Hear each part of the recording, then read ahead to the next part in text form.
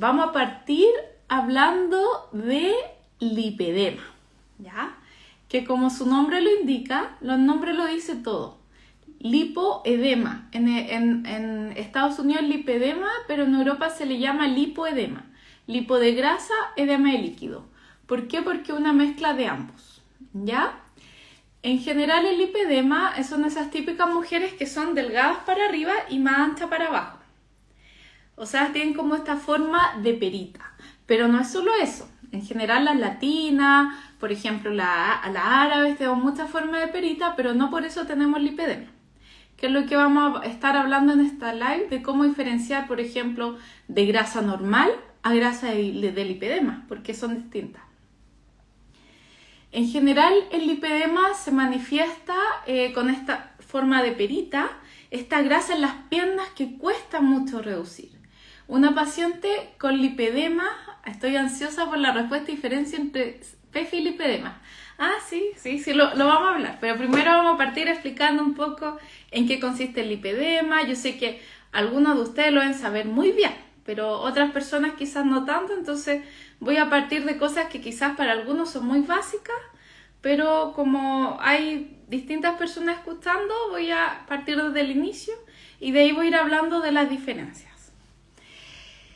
El lipedema, las personas acumulan grasa en las piernas y les cuesta mucho reducir esta grasa, ¿ya? Generalmente se acompaña de edema al final del día. En la mañana de repente pueden tener el signo de fobia negativo, o sea, en la mañana quizás no tiene edema, pero sí al final del día. El signo de fobia o de casifo en Brasil es cuando uno en una prominencia ósea aprieta el dedo, lo mantiene y queda el dedo marcado. Ya eso es un signo de que hay edema.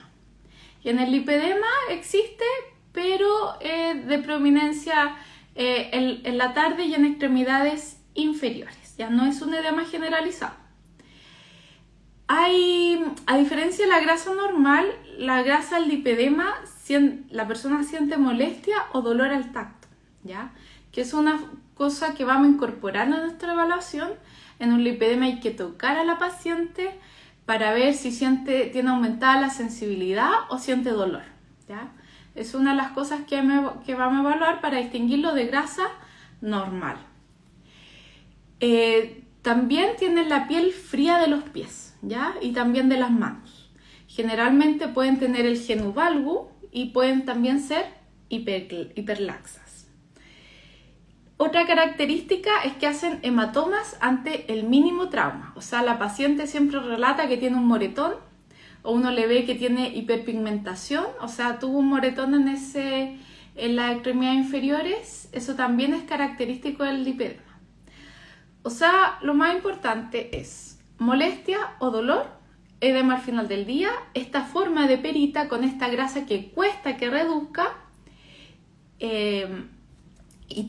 y también dije edema al final del día, la forma del cuerpo que cuesta bajar, los hematomas y esta molestia característica, ¿ya? Son como las cosas principales: edema, dolor, la forma y los hematomas, ¿ya? En el fondo, para diagnosticar edema, el diagnóstico es clínico y no solo una cosa, sino un conjunto de factores. ¿Cómo se produce el lipedema? El lipedema no es una sola causa, aún su causa es desconocida, ¿ya? Hay varias teorías, pero todavía no hay nada comprobado. Por ejemplo, se dice que es una causa hormonal. ¿Por qué? Porque afecta a las mujeres. Se han reportado hombres con lipedema, la mayoría de los reportes que hay en hombres o tienen daño hepático, alteraciones hormonales. Hay un reporte en un hombre sano, pero es solo uno. Pero en general afecta exclusivamente a mujeres. Pero también muy poquito a hombres. Yo he visto hombres con lipedema, pero son muy pocos y generalmente son obesos, ¿ya? Y se cree que es alteración hepática o hormonal. Entonces se le atribuye mucha causa a los estrógenos. Hablamos en la live pasada que los estrógenos aumentan la permeabilidad capilar, por ende aumentan el edema, ¿cierto? Cuando hay edema, ¿qué es lo que hay en el espacio intersticial? Hay hipoxia. Si hay hipoxia, cuesta más la beta oxidación de las grasas, Por ende, estimula la adipogénesis. ¿Y dónde se estimula la adipogénesis? Donde hay edema, que es en extremidades inferiores. ¿Ya? Entonces, esa se cree que es una causa. Y no se sabe si primero viene el edema, que estimula esta adipogénesis, que se deposite grasa, y esta misma grasita, que lo que hace, va comprimiendo los vasitos sanguíneos en la circulación, por ende produce más hipoxia y más edema. O sea, no se sabe qué es primero, o la acumulación de grasa que comprime los vasos y hace que se enlentezca la circulación, se genere hipoxia, ¿cierto? Y aumenta el edema, o el edema que estimula la adipogénesis. ¿Qué viene primero, el huevo o la gallina? La verdad que no se sabe. Ahora hay unos estudios que son más nuevos, que hay un gen que es el KLF4 que produce una disfunción endocrina y también del sistema linfático, ¿ya? Y también hay otro estudio de un gen que es el PF4 que produce una disfunción del sistema linfático. Y estos genes están presentes en las personas con linfedema, ¿ya? Y no en las personas con obesidad. Entonces, ahora se está hablando de que puede ser un defecto genético, ¿ya? Que eso antes, como que si uno lee la literatura un par de años atrás, se hablaba más de que era algo hormonal, una disfunción al sistema linfático, pero no se sabía por qué se producía. Hoy en día tenemos esta información de que existe este gen, de que nos podría explicar la causa, aunque obviamente todavía faltan un poco más de estudios para confirmar, ¿ya? Pero tenemos esta información. Me preguntan si es hereditario. Sí, en un 64%. Tiene herencia familiar positiva con limitante del sexo. ¿Del sexo por qué? Porque se dan mujeres. Pero si uno siempre, si ve una paciente con linfedema, tiene que preguntar por su mamá, por su abuela, si tienen lipedema, y probablemente si tiene la historia familiar, ella también lo desarrolle. Hay que decir que el linfedema lipedema, perdón, me confundo con linfedema. El lipedema en general comienza en la pubertad, ¿ya? Ahí tenemos otra cosa que lo diferencia de obesidad.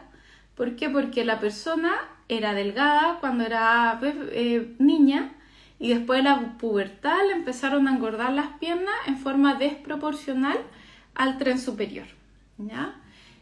La mayoría de las veces se da después de la pubertad, pero también hay unos casos que se da después del embarazo, ¿ya? Por eso se asume tanto que sí o sí hay un tema hormonal, ¿ya? Porque hablamos también la live pasada y antepasada, que está grabada la live pasada y la pueden revisar, que ya hablamos un poquito más de lo que es el estrógeno, que el estrógeno aumenta el edema y también aumenta la distensión de los tejidos, ¿ya? Por eso que muchas de las pacientes con lipedema tienen hiperlaxitud, hasta en un 60%, y a medida que el lipedema es peor, más aumenta la hiperlaxitud. Entonces se cree que hay una alteración del tejido conectivo, ¿ya? Sí, en el embarazo y la menopausia, sí. Lo más frecuente es después de la pubertad, algunos casos después del embarazo, y después de la menopausia también. Por eso se atribuye un tema hormonal, porque justo en los periodos de cambio hormonales es cuando se empeora, ¿ya? Y también, por ejemplo, se ha visto que se empeora en las personas que toman corticoides. Acá me preguntan, ¿el gel solo está relacionado al linfedema y lipedema? ¿Ya? Por eso que en ambos este gen, el PF4, ¿ya? El KLF4 no, pero el PF4 que produce una disfunción linfática está tanto en lipedema como en linfedema, que podría ser una de las causas. Pero vimos que también hay un montón de factores más, ¿ya? Acá me preguntan, ¿pero el embarazo no tiene que ver la secreción de relaxina a nivel de la hiperlaxitud?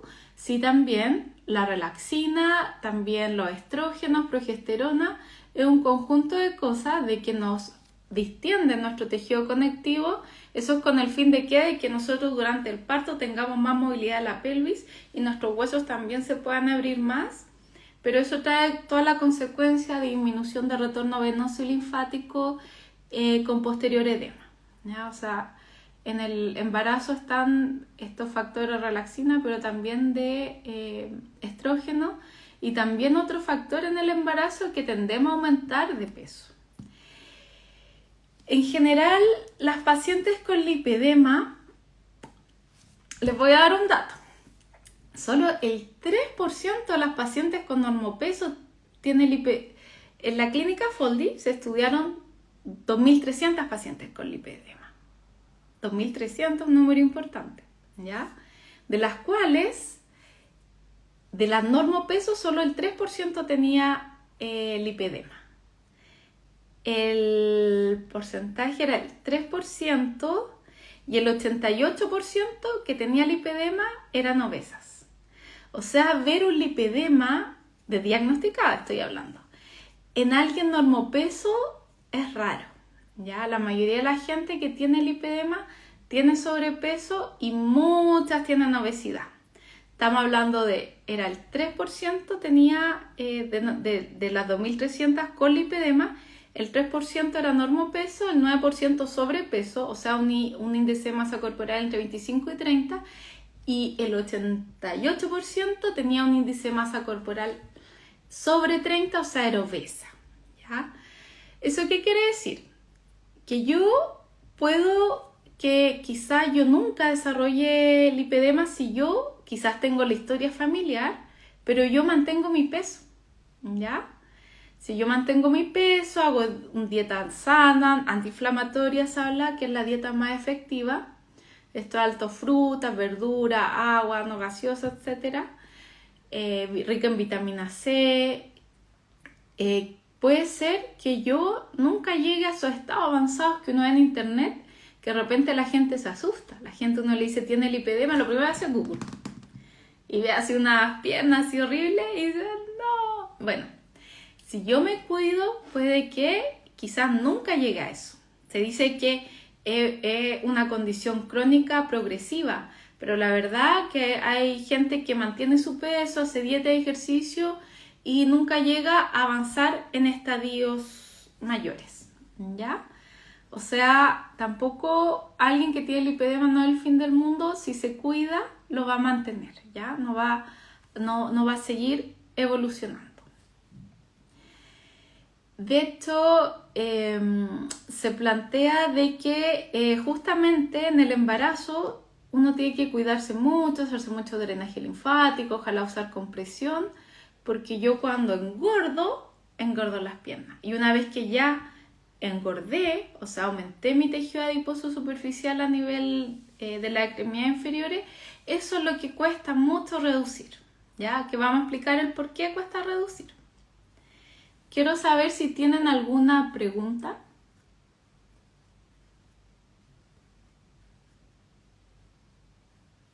Esto está un poco desfasado, entonces voy a seguir hablando y ahí voy a poder leer sus preguntas. Es súper difícil bajarlo. Sí, una de las causas por qué es difícil bajarlo es porque justamente cuando hay edema hay hipoxia. Por ende está estimulada la adipogénesis y disminuida la beta oxidación de las grasas, ¿ya? Entonces siempre que hay edema, ¿cierto? Va a costar estimular la lipólisis. Y justamente hay edema en las extremidades inferiores. ¿Por qué? Por la gravedad, ¿cierto? Si yo tengo una botella y me paro, ¿dónde sale edema? A las extremidades inferiores. Por ende, ahí se concentra el líquido y estas son las que cuesta bajar, las piernas. Y cuando la paciente baja de peso, le baja el rostro, le baja la cintura, pero las extremidades cuesta que reduzcan. Hablo de las extremidades tanto inferiores como superiores, porque en estadios avanzados también afecta a los brazos y se hace signo de murciélago, ¿ya? Que la persona aquí tiene como una flacidez grande que se mueve un poquitito, se habla el murciélago. Ya. Entonces, la causa, bueno, se cree que hablamos que era hormonal, genética, ¿cierto? Son como las más fuertes que están hablándose ahora. Y esto también es multifactorial, sumado al aumento de peso, dieta más inflamatoria empeora, sedentarismo también, porque empeora aún más mi sistema linfático, ¿ya? O sea, puede que yo tenga el gen y me cuide y nunca llegue a estadio avanzado, pero si tengo malos hábitos de vida, aumento de peso, consumo muchas toxinas, se me va a manifestar más rápido y de una forma peor, ¿ya? Bueno, la live pasada, que no voy a andar en eso porque ya lo hablamos que la hipoxia también estimulaba la formación de tejido fibroso. Pueden ver la live anterior, quedó grabada, espero que esta también quede grabada. Entonces es una grasa, como hay edema y hipoxia, está fibrosada, ¿ya? Y eso también influye en que no se pueda reducir, ¿ya? Entre más fibrosados están los tejidos, les llega menos oxígeno, por ende cuesta más su lipólisis. ¿Cuáles son los principales síntomas de la paciente? Bueno, mencionamos que hacía hematoma de forma muy fácil, ¿ya? El hematoma en general, como hay hipoxia, ¿cierto? ¿Por qué? Por el edema. En la primera live expliqué por qué cuando hay edema y hipoxia. Las que me vieron de la primera, cuando hablé de drenaje linfático, ahí lo expliqué, por eso ahora no voy a andar en eso, para no estar repitiendo siempre lo mismo y que las que lo vieron se aburran. Bueno, como hay hipoxia, ¿qué pasa? Que el angioblasto dice, acá falta oxígeno. Entonces, ¿qué estimula? La angiogénesis, la formación de nuevos vasitos. Entonces, por acá tengo una foto que se las voy a mostrar, que es la típica foto que uno ve en Google, ¿cierto? No sé si la pueden ver, espera, la voy a agrandar esto. Que uno ve una grasa con lipedema y se ve así.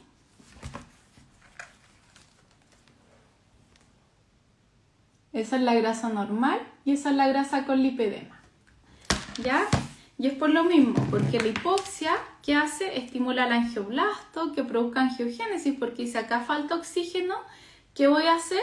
Voy a construir nuevos vasitos. Y eso hace que esta grasa sea más vascularizada, intentando corregir esta hipoxia, y por eso la paciente siempre tiende a tener hematoma ante el mínimo trauma, ¿ya? Que es uno de los signos del lipedema, que ante un pequeño golpe se hace un hematoma. Entonces, cuando uno, si bien los kinesiólogos no diagnosticamos, ya no podemos hacer, al menos acá en Chile no diagnosticamos. Tenemos que, quizás podemos sospechar por la sintomatología, y ahí ¿qué hacemos? Lo mandamos al médico para que confirme el diagnóstico. Aunque entre nos, acá lo conocen muy poco, hay muy pocos médicos formados en lipedema. Entonces hay gente como que le pregunta a uno si es que tiene lipedema, pero uno no puede hacer el diagnóstico, pero uno ya ve si tiene edema al final del día, si hace hematoma ante el mínimo trauma, si le cuesta bajar la grasita de las piernas, o sea, ella adelgaza y le baja la guatita, la cara, pero las piernas no bajan, ¿ya? Y si uno toca al tacto esa grasita, por ejemplo, uno toca la grasita acá y la compara con otra, ¿ya? Siempre hay que tener un punto de comparación y esta está mucho más sensible. Uno puede decir, puede ser que esta paciente tenga lipedema, ¿ya? Pero uno no le puede decir, ¿por qué? Porque si uno diagnostica a la paciente con lipedema y se equivoca, eso para como kinesiólogos podemos hacer diagnósticos kinésicos, o sea, le podemos decir, tiene una disfunción linfática, hipertrofia del tejido adiposo subcutáneo, pero no podemos hacer un diagnóstico de patología. El lipedema en España ya es considerado una patología. En otros países no, si bien hay estudios que confirman que produce molestia, produce dolor y altera la calidad de vida, el único país en el mundo que yo sepa, puede ser, si alguien sabe de otro país me puede decir, porque puede ser que esté equivocada, el único país del mundo donde es considerado una patología en España. ¿Ya? Acá me preguntan si además de la observación clínica hay un examen que confirme el diagnóstico. La verdad que en general se ocupa la linfocintigrafía, pero la linfocintigrafía igual es un examen que es un poco invasivo, a las pacientes les molesta, entonces no se ocupa mucho el diagnóstico fundamental es clínico, ¿ya? Hay un estudio que dice que las pacientes con lipedema tienen alteradas la linfocintigrafía y hay otros que los contradicen, ¿ya? En general se dice que el sistema linfático trabaja pero a capacidad subóptima y esto es porque justamente tiene que el sistema linfático encontrar camino ante este tejido adiposo subcutáneo. Entonces normalmente el sistema linfático es recto. En una grasa con lipedema, si uno ve en una linfocintigrafía, va así. ¿Ya? Va como haciéndose camino entre el tejido adiposo que lo va comprimiendo, entonces lentece aún más su capacidad. Pero el diagnóstico principalmente es clínico y el examen que se puede ocupar, que es el gold estándar de linfedema, no el lipedema, es la linfocintigrafía. ¿Ya? Hoy en día también se está ocupando mucho la ecografía, también se puede hacer resonancia magnética, que son exámenes que son menos invasivos para los pacientes. En general, yo en Estados Unidos conocí una doctora que a todos sus pacientes con lipedema le hacía linfocintigrafía y llevaba la casuística más grande del mundo.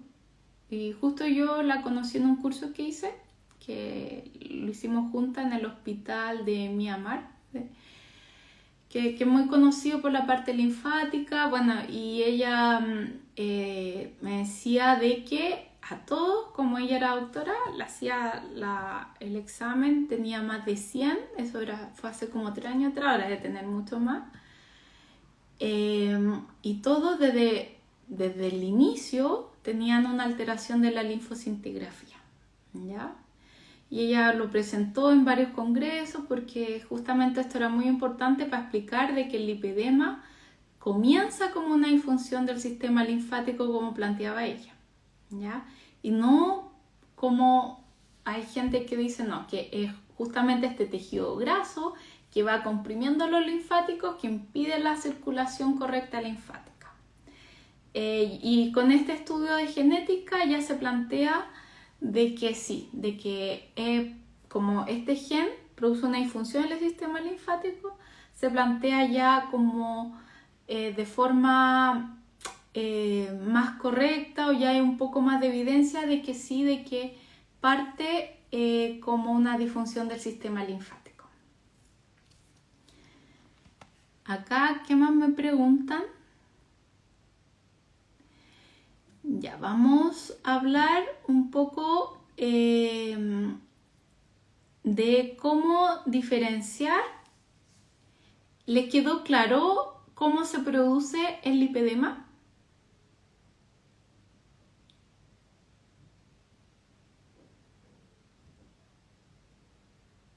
Hablamos que había un gen defectuoso que producía una disfunción linfática. Y justamente esta disfunción linfática produce edema, se produce hipoxia, se produce hipogénesis y este tejido adiposo subcutáneo va comprimiendo justamente también la circulación, empeora el edema y también la misma hipoxia produce fibrosis, que lo explicamos en la live pasada con un poquito más de detalle, así que no entré en eso. Ya, eso es como lo que se habla ahora. ¿Les quedó claro los síntomas del lipedema? Hablamos de edema al final del día, hematomas ante el mínimo trauma, la forma de perita que se llama, ¿cierto? ¿Y qué más dijimos? Hola. ¿Sí? ¿Les quedó claro? Entonces, molestia y dolor, ¿ya? obviamente entre más avanzado, o sea, más tiempo, más antiguo el lipedema, más molestias produce. Y parte también, y lo otro importante es la historia familiar, preguntar por antecedentes familiares y también cuándo empezó. Si la persona le dice, no, yo desde bebé que tiene todas las piernas gorditas, o no, yo las tenía flacas, me llegó la menstruación, la menarca, y me empezaron a engordar las piernas. O no, yo era bien, después del embarazo quedé así. Sí, eso también tenemos que preguntarlo, la historia clínica es importante. ¿Ya? ¿Alguna duda hasta acá? Hiperlaxitud. Sí, porque justamente dijimos que había un gen que producía disfunción hormonal y cuando hay aumento de estrógeno hay una compliance del tejido conectivo. Eso se habla que el tejido conectivo está más distensible. Y eso tanto para nuestras venas, nuestro linfático, nuestro tejido conectivo, las articulaciones. Ay, qué bueno que me lo mencionaron, porque también el músculo. Si usted ve una paciente lipedema, no va a hacer las piernas tonificadas, va a tener flacidez muscular. Y no va a tener el músculo de la pierna marcado, no. Fíjense bien que el músculo se ve flácido. La paciente dice, hago mucho ejercicio y, por ejemplo, una vez vi una que decía 3 horas diarias. Con 3 horas diarias ella hacía clase, debería tener el músculo muy marcado y lo tenía levemente marcado, pero la mayoría lo tiene flácido. Justamente, ¿por qué? Porque esta alteración hormonal me produce esta alteración de todo el tejido conectivo. Sí, en los pies no se observa edema, sí. Eso lo vamos a hablar ahora cuando hablemos de cómo diferenciarlo. ¿Ya? ¿Alguna otra duda? Porque ahora vamos a hablar de diagnóstico diferencial. ¿Ya? Pero quiero que les quede claro los signos y síntomas y cómo se produce el lipedema. Ya, ahora, ¿cómo distingo un lipedema de una lipohipertrofia o de una obesidad? ¿Ya? Hablamos que la grasa del lipedema, ¿cierto? Uno la toca y es más sensible, produce dolor, molestia, edema al final del día. Y la distribución es de perita. En general, una persona obesa engorda parejo. O sea, yo engordo, cuando tengo lipedema me engordo solo las piernas. Versus alguien obeso que engorda y engorda parejito. Ya engorda la cara, la guatita, las piernas, engorda todo. ¿Ya? Versus alguien con lipedema que va a relatar de que engorda solo las piernas. Y también la grasa normal no produce molestias porque no es esta grasa fibrótica. Que uno en lipedema, uno palpa y la mayoría de las veces uno puede sentir como bolitas de perlas, ¿se le llama? De pérolas, de perlas, que uno va palpando, sobre todo la parte anterior de la pierna, aquí, ¿ya? Ahí es donde van los linfáticos. Si uno ve la fotoanatomía, van por anterior interno, ¿cierto? Ahí es más. Y ahí es donde primero se puede sentir la grasita que es en forma de perlas. Y después obviamente va haciendo como almendras, ¿no? Se va agrandando. Hasta después uno puede sentir lipoma, pueden salir angiolipoma, ¿ya? En cambio la grasita normal es más blandita. Uno toca a alguien gordito y es como rico, así como suave. Sí. En cambio el del lipedema no. El del lipedema tiene una grasa fibrótica, ¿ya? Que es producto de esta hipoxia que estimula el factor inducible de hipoxia que estimula la fibrosis.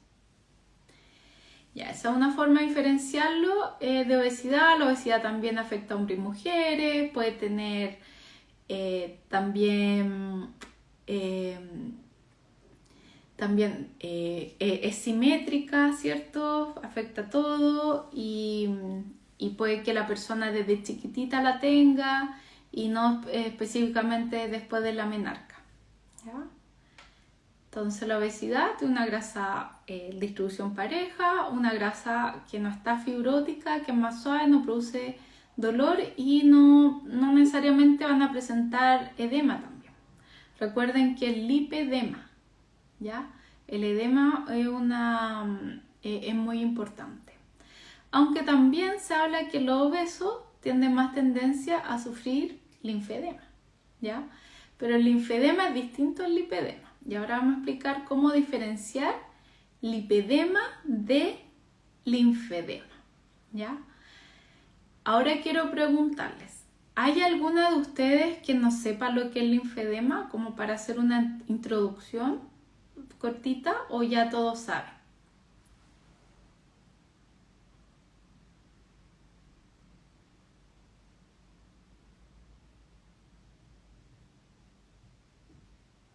¿Alguien no sabe lo que es linfedema?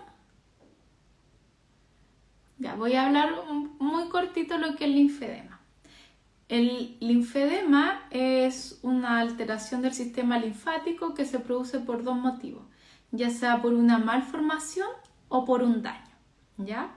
Que eso se llama primario, que es cuando la persona nace con alguna malformación al sistema linfático, o secundario algún trauma, que puede ser, lo más común es, por ejemplo, una cirugía de linfadenectomía donde extirpan los ganglios, ¿cierto? Y después quedan con un daño, puede ser una quemadura, puede ser un trauma, pero hubo un daño al sistema linfático que produce, ¿qué cosa? Que la persona haga edema, o sea, aumento de volumen de líquido en esa extremidad donde hubo el daño, ¿ya? O que nació con una malformación. El linfedema, en general, es muy difícil que sea simétrico y en las dos piernas por igual, ¿ya? En general es de mayor predominio asimétrico. Se dice que una de las diferencias es que el lipedema afecta a las dos piernas por igual, ¿ya? O sea, si uno ve una foto de un lipedema, en general están las dos piernas y de una distribución bastante similar. Versus el lipedema que tiende a ser asimétrico. ¿Por qué? Porque la malformación no se va a dar justo igual en ambas piernas. Hablo de la malformación porque cuando el linfedema es por un daño, uno lo puede diferenciar fácilmente como teniendo la historia clínica del paciente. Si un paciente se hizo una linfadenectomía por ejemplo, un melanoma o un cáncer genitourinario, uno va a tener ese antecedente, sabes, le hicieron una linfadenectomía y tiene un linfedema secundario a eso. Pero diferenciar un linfedema que sea primario, ¿por qué? Porque ahí uno no tiene la historia clínica y ahí uno, claro, hace el signo de Stemmer. El signo de Stemmer lo expliqué también la live pasada, que no puede piñiscar la segunda falange del dedo del pie. ¿Por qué? Porque esa piel está engrosada. Y ahí puede diferenciar también, ver si es linfedema. Ese es el signo patoneumónico del linfedema. Se llama Stemmer-Kaposi. Que uno, en la segunda falange del dedo del pie, no puede piñiscarlo. ¿Ya? Entonces, en linfedema, una de las diferencias con lipedema, que es asimétrico, y algo súper novedoso y que nos permite diferenciar del linfedema es que raramente cuando si ustedes van a Google y empiezan a mirar fotos del lipedema, el lipedema no afecta el pie, ¿ya? Se dice que por acá como que la fascia es más gruesa y hace como una compresión, como una contención del edema, pero el lipedema no afecta ni el pie ni las manos. Lo mismo cuando uno ve un lipedema ya más avanzado, donde ya empieza a afectar los brazos, está el signo del manguito que se llama, que empieza desde aquí hacia arriba. Que el edema empieza acá, pero la mano no tiene fobia, no tiene edema, nada. Lo mismo pasa en las piernas. Uno hace la fobia en el pie y el pie está bien, pero del tobillo para arriba tiene este signo del manguito, que es como así, que está el tobillo acá y de acá para arriba empieza como gordito. Y ahí uno nota al tiro la textura del edema, que es de este tipo gelatinoso, y empieza el signo de fobia, ¿ya? Y entonces el lipedema no afecta el pie. Ahora, ojo, que mucha gente con linfedema también pasa lo mismo, de que el zapato le comprime. Entonces se ve como que no tienen edema en el pie porque usan esta compresión. Los que acá quizá hay varios terapeutas de linfedema escuchándome, saben que cuando hay compresión, la compresión ayuda a reducir el edema. Entonces el zapato le comprime y como el zapato llega hasta acá, de acá para arriba, se manifiesta. Entonces igual pareciera como que el pie no está afectado, pero ahí tienen que ver que es asimétrico. y también ver la historia clínica del paciente. El secundario es fácil, ahí sería diferenciarlo con el primario, pero con el primario, ¿cómo más lo podemos diferenciar? Lo acabo de mencionar, con el signo de Stemmer-Kaposi, ¿ya? Entonces el secundario es fácil diferenciar.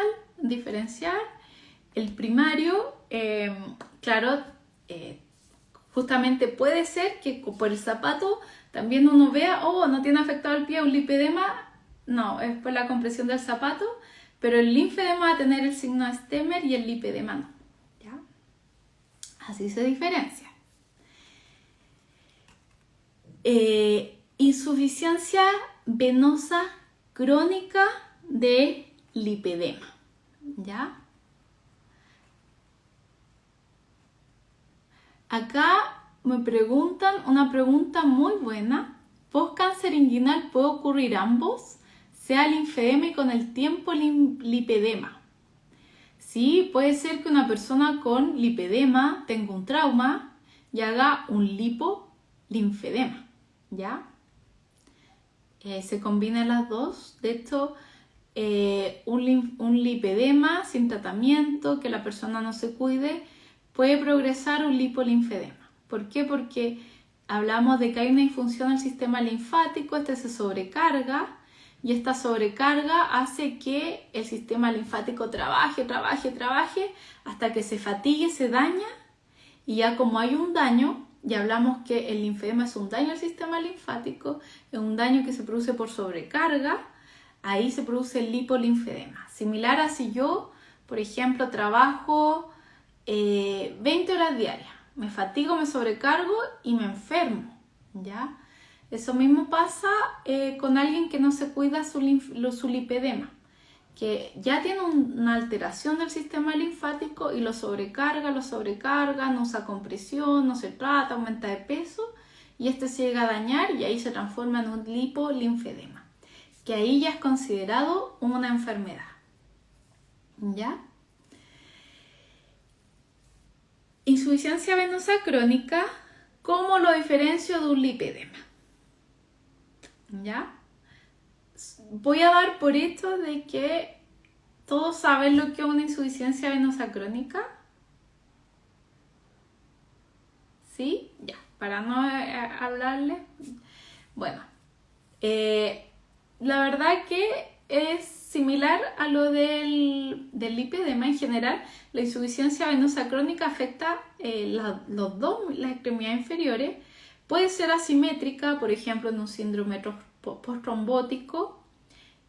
Un síndrome postrombótico es cuando en la venita, acabo de sacar un plumón, en la venita se deposita un trombo, ¿cierto? Que este está justo detrás de la válvula. Después el médico le da anticoagulante, compresión, disuelve ese trombo, pero esa válvula quedó dañada. Entonces aquí ocurre reflujo. Y ahí ocurre lo que hablé en la primera live. Que no voy a estar repitiendo. La primera live hablé cómo se producía el edema venoso. Para los que la vieron, esa live no quedó grabada, ¿ya?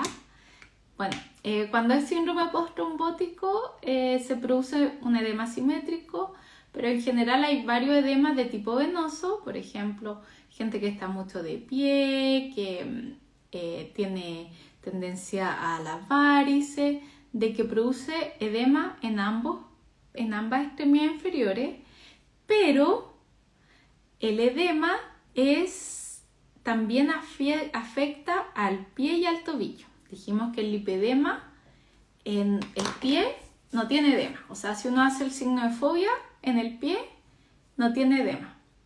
La primera live no quedó guardada, no, porque esto de que pueden quedar guardadas empezó hace poco. Cuando la hice no estaba o no sabía que existía, pero esto de Telegram, no recuerdo cómo se llama de que queda grabada, empezó hace poco y lo encuentro súper bueno, porque claro, yo no tengo, pueden ver las live anteriores y así como que se va complementando. Ya, pues no quedó grabada. Ya. Entonces, en la insuficiencia venosa crónica, ¿cierto? El edema comienza distal y también comienza en edad avanzada, ¿ya? Por ejemplo, puede que hoy en día uno ve gente joven con insuficiencia venosa crónica, con varices, increíble. Pero en general se debería dar en personas de más edad, y en cambio el lipedema generalmente puede comenzar en la pubertad. La insuficiencia venosa crónica, ¿cierto? Empieza de distal hacia proximal. El lipedema comienza proximal hacia distal. Dijimos que el pie no está afectado. Y cuando la persona comienza con el lipedema, lo primero que le engorda es el trasero, los glúteos. Ya la zona glútea, ¿cierto? Eso es donde tiene mayor acúmulo de grasa. Y de ahí va avanzando y la grasa le llega hasta la rodilla, ¿ya? Que va aumentando de estadio, que se llama estadio 2. Y después la grasa la avanza y le llega hasta el tobillo. Pero nunca le afecta el pie, ¿ya? A no ser que ya sus sistemas linfáticos se sobrecarguen mucho y se transforme en un lipolinfedema. En cambio, el edema venoso, al contrario, empieza proximal, o sea, la persona lo primero que se le hincha son los pies y empieza distal y va avanzando hacia proximal, ¿ya? Y también el edema venoso, que también lo hablé un poco en la primera live, presenta cambio en la coloración cutánea. Y el por qué también lo expliqué en la primera live, así que no voy a repetir. O si no, hago otra live de edema venoso, porque igual es un tema largo, pero justamente cuando hay edema venoso hay éstasis sanguíneo, ¿cierto? Las venitas tienden a dilatarse un poco, lo que se hace más permeable al paso de glóbulos rojos y plaquetas, y esos glóbulos rojos y plaquetas normalmente no están en el espacio extracelular. Entonces el cuerpo dice, acá hay algo extraño, y que desencadena un fenómeno inflamatorio, ¿ya? ¿Y qué pasa con este fenómeno inflamatorio? Que este glóbulo rojo, que debería haber estado dentro del vaso y salió al espacio extracelular, ya producto de que hay una dilatación de estos vasitos que hace que esté más permeable, se oxida, ¿ya? Y eso produce cambio de coloración en la piel, lo que se llama síndrome de la piel no oxidada. Entonces, cuando hay edema venoso, en general, a las personas se le empiezan a poner las piernas oscuras. También, las personas con edema venoso, uno tiende desde jóvenes a verle telangiectasia, varices reticulares, etc. Signos de insuficiencia venosa crónica. Siempre mirarle el pie, la parte interna de la planta, que se llama corona flebectática, que es donde primero se manifiesta. Y ahí uno lo evalúa y le ve pequeñas venitas, ¿ya? En justamente la parte interna del pie. Ahí uno la ve, justo debajo del huesito, ¿cierto? Ahí uno ve esta corona flebectática que se llama. El edema venoso, otra cosa que lo puedo diferenciar, dijimos que afectaba también a mujeres y a hombres, ¿ya? Que es otra diferencia. Y lo otro importante es la historia familiar, ¿ya? Si yo tengo a mi papá y mamá con algún problema de insuficiencia venosa crónica, yo tengo un 90% de probabilidad de tenerla, muy alta, ¿ya? Solo mamá o solo papá, un 50%. Entonces, en insuficiencia venosa crónica tengo la historia familiar, edema del pie de predominio distal y que va avanzando hacia proximal, molestia y dolor también son a nivel distal. Hablamos que el lipedema comienza a nivel proximal y va avanzando hacia distal, entonces son diferentes. Y bueno, los dos el edema venoso puede ser simétrico o asimétrico, y el lipedema siempre, el edema es simétrico en ambas piernas. Nos quedan súper poco tiempo, todavía me falta todo el tratamiento. Ya, entonces hablamos de cómo diferenciar lipedema de insuficiencia venosa crónica. ¿Les quedó claro? ¿O tienen alguna duda? Lipedema de obesidad y lipedema de linfedema. Voy a hablar cómo diferenciar lipedema de celulitis, ¿ya? ¿Sí? ¿Les quedó claro? ¿No tienen duda hasta acá? Ya, todos bien. ¿Alguna duda? Ven que son hartas las diferencias. El problema es que de repente se combinan y ahí se nos pone un poco más complicado. Se combina insuficiencia venosa crónica con lipedema, también se puede haber combinado. Y ahí se empeora el edema, es mucho mayor. Ya, qué bueno que les quedó claro, porque ahora voy a hablar lo que muchos me han preguntado. La live pasada, como hablé de celulitis, y no quise decir cómo diferenciar lipedema de celulitis. ¿Para qué? Para que vieran esta live, si no, no se iba a conectar nadie. Ya. El lipedema de celulitis, hablamos la live pasada de que el lipedema donde se da en glúteo y muslo posterior. ¿Qué es lo que les acabo de decir yo? ¿Dónde siempre palpan al principio el lipedema? Aquí. Voy a parar un poco. Aquí. ¿Ya? Acá tienen que palpar.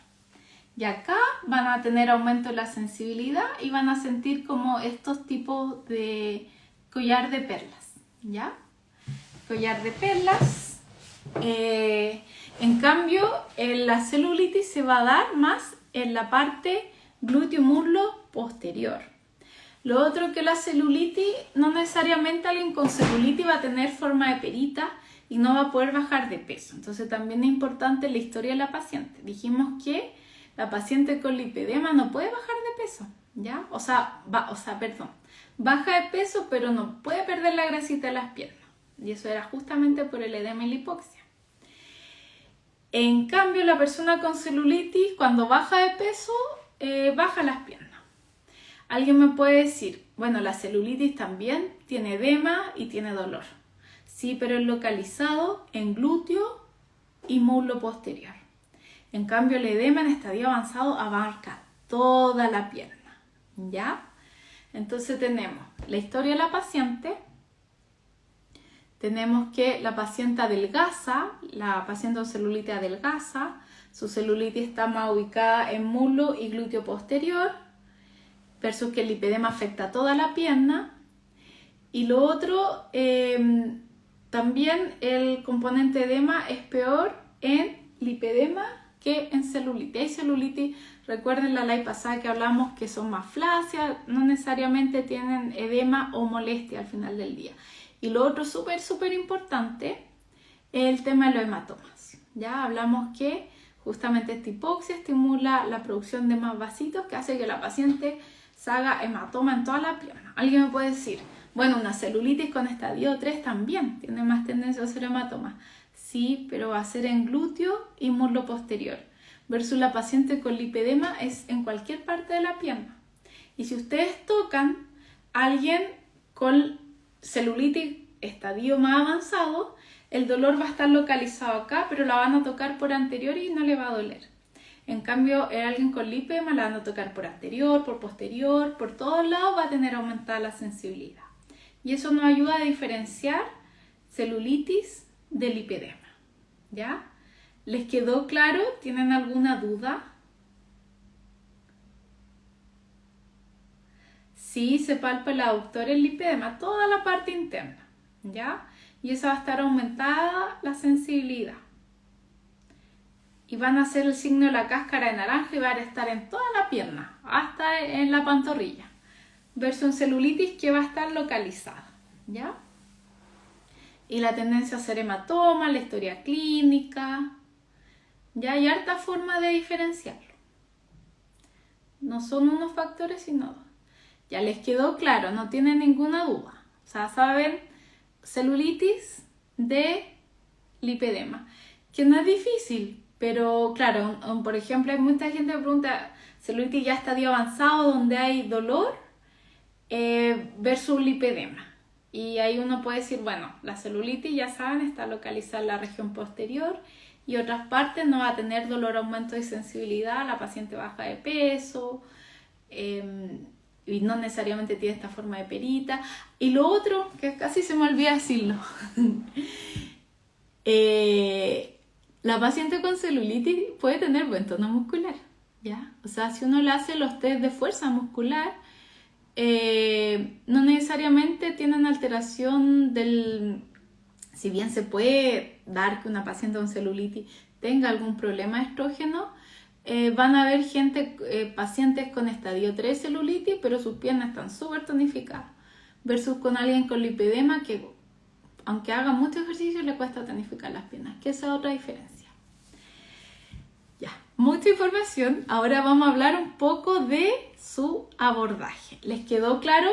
Ven que lo bueno que esto queda grabado, porque este tema es largo, ¿ya? De hecho, si uno se mete al mundo de la lipodistrofia dolorosa, van a ver que no solo existe el lipedema, hay otras más, que ahí no voy a entrar porque si no, ese es tema para como 10 live. Pero sí, hay un mundo de lipodistrofia dolorosa que la más conocida es el lipedema. ¿Por qué? Porque es la de mayor prevalencia. Se dice que un 11% de las mujeres tienen lipedema en el mundo occidental. O sea, de las que no están viendo, muchas tienen, más de alguna de ustedes que está aquí asistiendo a esta live va a tener lipedema, ¿ya? Ya, vamos a hablar un poco de su abordaje, ¿ya? Bueno, el lipedema en general va aumentando, ¿cierto? Al principio la paciente quizá de 18 o 20 años va a consultar más por su apariencia, porque tiene esta apariencia de piernas gorditas con celulitis, pero a medida que va avanzando, que aumenta el estadio, el edema, el dolor se empeora, entonces ya, al menos mi experiencia, es que las pacientes quieren algo más para aliviar sus piernas, para disminuir el dolor, y ya lo estético pasa a segundo plano, a diferencia de las pacientes jóvenes. Bueno, yo viví en Estados Unidos y también hice pasantía en Europa de esto, y allá como que preguntan más no tanto por la parte estética, más por la parte de dolor que en la latina. Las latinas somos igual como más como estética, ¿ya?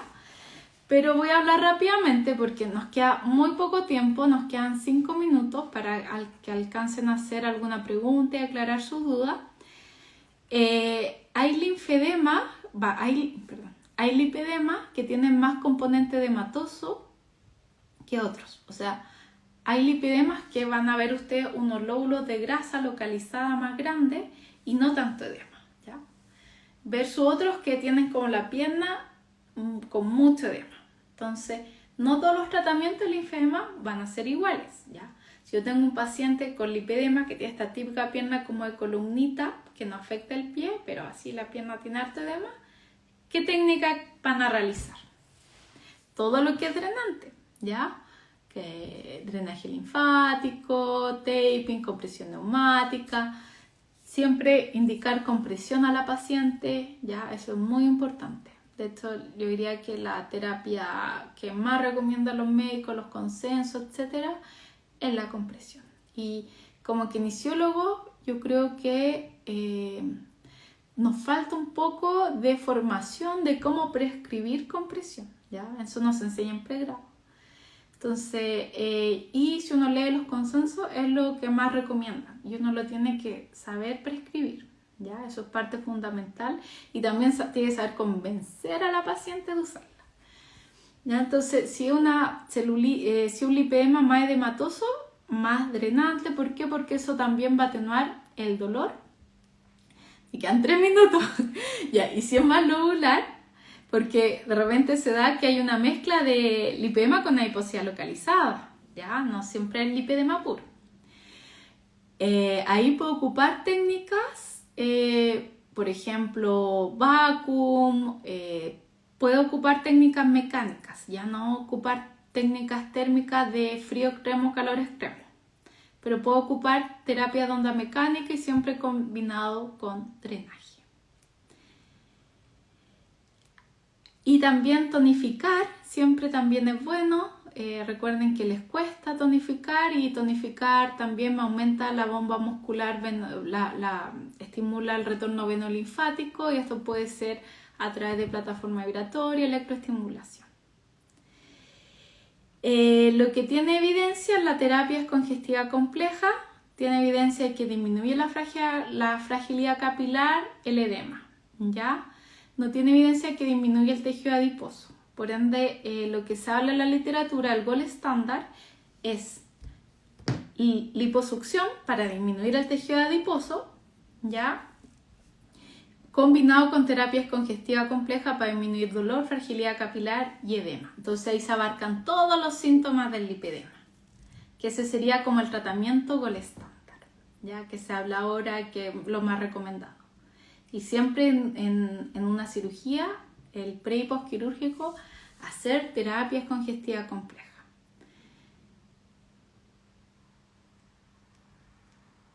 ¿Dónde se puede obtener terapias congestivas complejas? Yo dirijo un curso de eso. No me quiero hacer propaganda de mis cursos, pero sí dirijo un curso que tiene validez internacional y es avalado por la Sociedad Internacional, por la Sociedad Norteamericana de Linfología, la LANA. Ya es válido en Estados Unidos, en Europa, en todos los países, y el gold estándar. Nos basamos en el gold estándar. Sí, ejercicio. Me queda 1 minuto. Se me pasó volando. Este tema es muy intenso, ¿ya? Es muy bonito también cuando uno entra al mundo de la lipodistrofia y algunas producen alteración al sistema linfático, otros no. Es muy apasionante también de tratar. Se nos hizo corto. Ya traté de dar la mayor cantidad de información posible. Quizás fue mucha, pero después la revisan con calma. Después del tuyo, gold estándar puede volver. Después del tuyo, gold estándar. No entendí esa pregunta. Tuyo, gold estándar. Sí, fue mucha información y bueno, espero que le haya gustado, le haya servido y le haya aclarado unas dudas. Sobre todo quería enfocarme en cómo diferenciar porque me habían preguntado bastante. Y si ven, hay muchas formas de diferenciarlos, ¿cierto? Pero también, si uno entra más en el tema, se dan